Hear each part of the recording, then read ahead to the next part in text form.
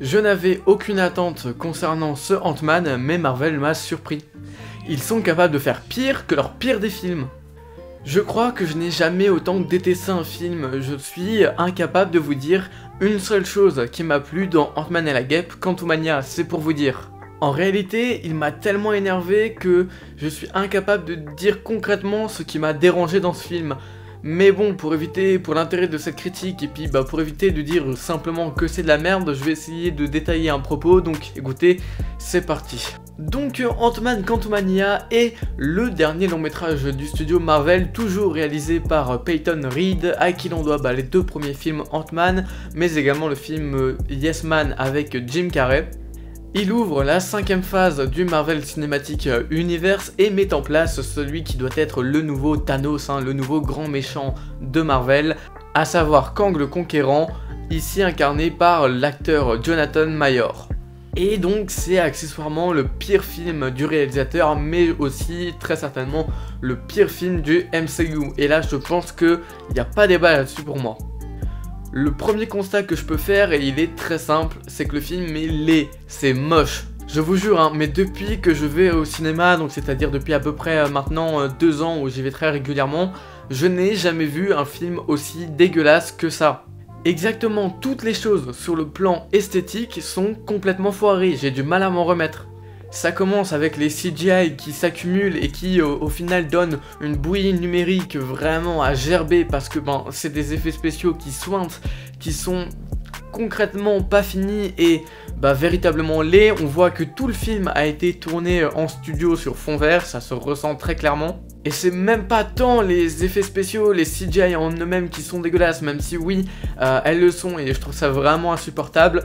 Mais en même temps, on pouvait pas passer à côté de tels effets spéciaux quand on sait qu'on a un film qui traite d'un autre univers entièrement, on n'avait pas d'autre choix que de le faire en numérique, mais n'est pas James Cameron qui veut, donc forcément, c'était un peu voué à l'échec dès le départ. Mais si encore il y avait que ça pourquoi pas?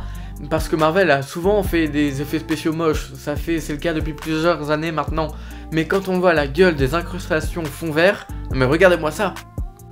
Un autre problème esthétique qui commence à toucher Marvel depuis quelques temps maintenant, c'est la gestion de sa caméra et notamment des arrière-plans qui sont ici et comme dans la plupart des projets Marvel, flous. Dégueulasse, très fade, très impersonnel, enfin voilà, en arrière-plan il y a toujours une espèce de flou qui se dégage, alors c'est le cas dans beaucoup de films, mais en fait le problème de Ant-Man Quantumania avec ça, c'est que Ant-Man Quantumania c'est un film où on va avoir quasiment que des champs contre champs, pareil, une caméra puis une deuxième caméra qui va filmer que des dialogues, ce sera quasiment que des champs contre champs pendant tout le film, et quand ton arrière-plan est aussi flou, aussi hideux que ça, c'est vraiment pas agréable à suivre et vraiment c'est parfois même irregardable.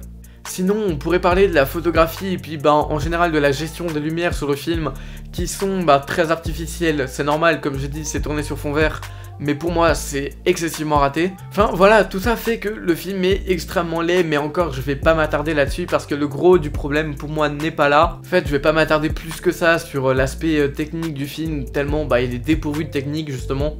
Mais c'est quand même désolant de se dire que Ant-Man et la Guêpe Quantumania est un film qui a coûté environ 200 millions de dollars, ce qui est un budget pharaonique, ce qui est énorme, et à la sortie avoir un film aussi laid, aussi dégueulasse que ça, c'est véritablement choquant en fait. Imaginez si l'avenir du cinéma avec que des gros blockbusters à 200-300 millions comme il commence à y en avoir de plus en plus ressemble à des films comme Ant-Man et la Guêpe Quantumania, mais j'ai très peur pour Hollywood. Vraiment j'ai très peur pour ce qu'ils vont continuer de nous proposer par la suite parce que vraiment c'est hideux. Pour moi c'est pas un film où il faut se dire c'est pas grave, c'est Marvel, on s'attendait à des effets spéciaux comme ça. Non, en 2023 on n'a pas le droit de tolérer et d'accepter ce genre de proposition parce que ça risque de faire vraiment très mal pour l'avenir du cinéma. Mais il y a un autre problème qui se pose, le film prend clairement le spectateur pour des abrutis. Il pense que le public est capable d'accepter n'importe quoi sous prétexte que c'est un divertissement du MCU, que c'est un film plus ou moins popcorn et que donc peu importe la qualité du film, les gens se déplaceront en salle. Et c'est clairement les prendre pour des gros débiles. Non, parce que l'histoire du métrage, c'est du gros foutage de gueule, on va pas se mentir. Non seulement le scénario, il est profondément bête et ridicule, mais en plus de ça, il s'embourbe dans plein d'incohérences ou de non-dits par rapport aux thématiques justement du royaume quantique que le film aborde et qui étaient déjà même abordées au sein du MCU depuis quelques films maintenant.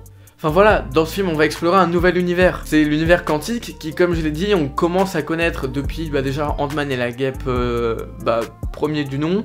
Et même peut-être avant ça, dans Endgame on en parlait, dans plusieurs autres films on en parlait, donc c'est pas totalement inconnu non plus, même si voilà, on commence à développer à travers ce métrage là, mais c'est quand même un peu connu. Et de tous les autres films du MCU qui ont abordé cette thématique, le film nous mettait des lois métaphysiques.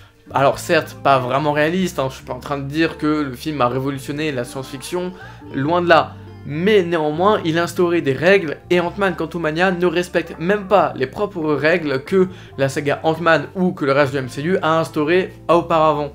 C'est des trucs tout cons en fait, tu peux pas être plus petit que l'infiniment tout petit, enfin c'est ridicule, genre moi je vois Ant-Man qui dans le monde quantique se rétrécit en fourmi, je suis désolé, quand tu es réduit à un niveau subatomique, non, c'est pas possible, tu ne peux pas te réduire en fourmi. Et ça, il me semble qu'on avait déjà abordé ça dans le MCU auparavant, et pourtant, le film n'en a rien à foutre. Et c'est globalement le cas sur toutes les choses, parce que même si rien n'est strictement cohérent sur les lois de cet univers, finalement, le film se permet tout plein de choses sans même penser aux règles qu'il a instaurées auparavant.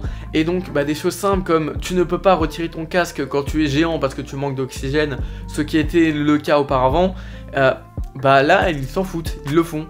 Et même par rapport à ça, il y a plein de questionnements qui se posent. Par exemple, quand tu es réduit à un niveau subatomique, t'es pas censé avoir de l'oxygène, pourquoi ils en ont? Enfin, ça à la rigueur, je suis prêt à passer outre, parce que quand tu lis un comics sur le monde quantique, il se pose pas non plus la question. Donc à la rigueur, ça je m'en fous, c'est juste des réflexions qui me sont venues et qui me fait que oui, c'est pas trop possible et je n'y crois pas trop. Mais à la rigueur, passons, c'est pas grave.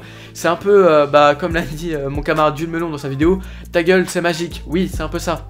Sinon, au niveau de l'histoire, mais bordel, qu'est-ce que c'est vide? Qu'est-ce que ça ne raconte strictement rien? Ou du moins, qu'est-ce que ce qu'on nous raconte est profondément débile? Alors, pour résumer l'histoire, une machine déconne, il tombe dans le royaume quantique et découvre qu'il est habité, il tombe sur Kang, il se bat contre Kang et il rentre chez eux. C'est vraiment d'un vide scénaristique, ça montre à quel point Marvel n'en a strictement rien à foutre de son projet. Alors on le voit déjà sur l'aspect technique, mais aussi au niveau de toute l'histoire, finalement c'est complètement abrutissant parce que ça ne raconte rien finalement. On aurait pu totalement s'en passer, parce que même si, ok, le film, son intérêt principal, c'était de mettre en place le personnage de Kang pour l'avenir du MCU, là encore, on n'en a pas vraiment besoin, parce qu'il y a la superbe série Loki qui le fait, qui continuera à le faire au travers de sa saison 2, donc pour moi, ce film, on aurait pu s'en passer, mais totalement. Et les 2 ou 3 trucs un peu ingénieux sont clairement pompés sur Star Wars, et ça se ressent quand on va dans ce monde un peu quantique, où voilà, il y a même des plans, mais qui sont littéralement pompés de Star Wars, où vraiment, t'as tous les vaisseaux bien rangés, les gardes qui sont au garde à vous dehors, et puis Kang qui se fait un peu Empereur Palpatine, etc. Non, vraiment aucune inspiration, et finalement les 2-3 petits trucs un peu ingénieux sont tirés d'ailleurs, et c'est complètement dommage. Mais encore une fois, on revient sur cette idée que personne n'en a rien à foutre de ce projet. On a par exemple Ant-Man et la Guêpe qui sont les personnages centraux du récit. Même là, eux, ils ont rien à faire là. On a vraiment l'impression qu'ils sont en mode passif et qu'ils subissent les événements sans y faire quelque chose. Ils seraient pas à l'écran, le film serait le même. Rien à foutre, c'est aussi ce qu'a dit Bill Murray quand il a signé pour jouer dans Ant-Man et la Guêpe Quantumania. Parce que clairement, il a pris son chèque et il s'est barré. Enfin, je veux dire, t'es un acteur aussi talentueux que lui. Dans le MCU, ça peut être une bonne opportunité pour proposer quelque chose de bien. Et non, en fait, il fait un caméo de même pas 5 minutes avant de disparaître totalement de l'écran. Et il touche son chèque et il se barre. Enfin, c'est vraiment rien à foutre. Je crois que c'était le mot d'ordre dans la conception de ce film. Parce que y a rien qui va. Après, je vais pas trop tailler Bill Murray parce que il a récemment joué dans Ghostbusters, le dernier du nom, avec justement Paul Rudd. mais sauf que là sa présence était légitime puisque ben il a fait partie de la licence blockbuster à une époque. Mais là dans Marvel il n'a vraiment rien à faire là pour moi. Enfin bref, on voit que Marvel ne comptait pas du tout sur ce Ant-Man Quantumania pour essayer d'améliorer le MCU, hein. C'était vraiment juste là par intérêt financier je pense, enfin du moins ça se voit. Il suffit de voir ce qu'ils ont tenté de proposer avec MODOK.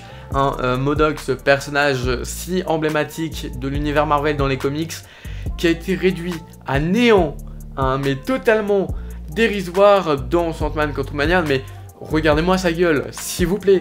Est-ce qu'on peut tolérer ça aujourd'hui dans le MCU, ou même dans le cinéma actuel? Non. Alors pourquoi est-ce que Marvel a accepté ça? C'est hideux. Et je pense que Marvel aurait dû s'investir, enfin c'était le but principal du film, ils auraient dû s'investir sur le personnage de Kang, qui est donc le nouveau Thanos, le nouveau personnage si puissant, si charismatique, le nouveau grand méchant finalement de cette phase 5, 6 et peut-être même 7, on verra. Et en plus de ça, bah, y a le potentiel, parce qu'on a Jonathan Myers, qui est quand même un acteur assez charismatique, qui a joué dans pas mal de films où il jouait plutôt bien, et on va même le retrouver très prochainement dans Creed 3.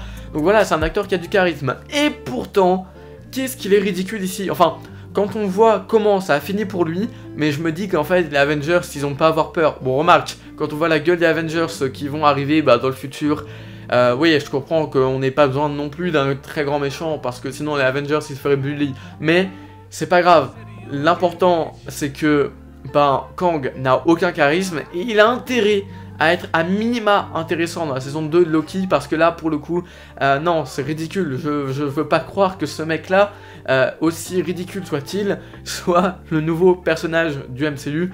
On a aucun moment en fait on le voit très puissant. Il y a aucun moment où je me dis lui c'est un réel danger. Non, il y a des méchants, voilà, je pense à Gore, le dernier personnage de le dernier méchant de l'univers Marvel. Si on oublie Namor, Gore c'était un personnage qui était aussi très ridicule et qui pourtant est bien plus charismatique que Kang. Enfin c'est grave quoi. Il est tellement ridicule et quand on voit même la première scène post-générique, mais c'est fou. Enfin je me dis jamais de la vie ce mec ne sera le nouveau méchant parce que la première scène post-générique c'est au niveau nanardesque, hein. Vraiment c'est ce qu'il y a de pire dans le MCU.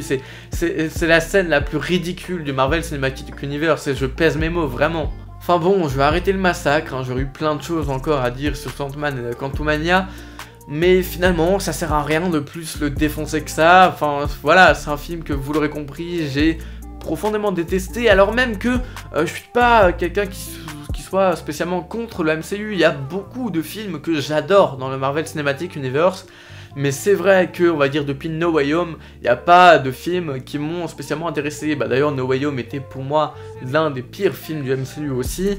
Voilà, après, qu'est-ce qu'on a eu de vraiment très intéressant? On a eu Les Éternels, on a eu Doctor Strange 2, mais à part ça, c'était que, pour moi, des mauvais programmes, ou plutôt des trucs assez passables pour le MCU en 2022. Enfin bref, je m'attendais pas à tomber sur un film aussi pauvre en termes d'artistique et aussi pauvre au niveau scénaristique.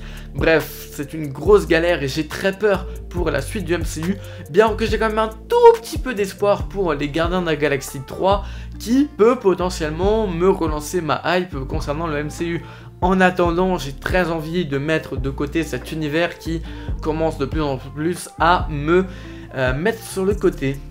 Enfin bon, c'est la fin de cette vidéo, j'espère qu'elle vous aura plu. Si c'est le cas, n'hésitez pas à mettre un petit pouce bleu, à vous abonner à la chaîne et surtout à me dire ce que vous avez pensé du film et de la vidéo dans l'espace commentaire. Nous, on se dit à bientôt pour une nouvelle critique. C'était Hugo, ciao!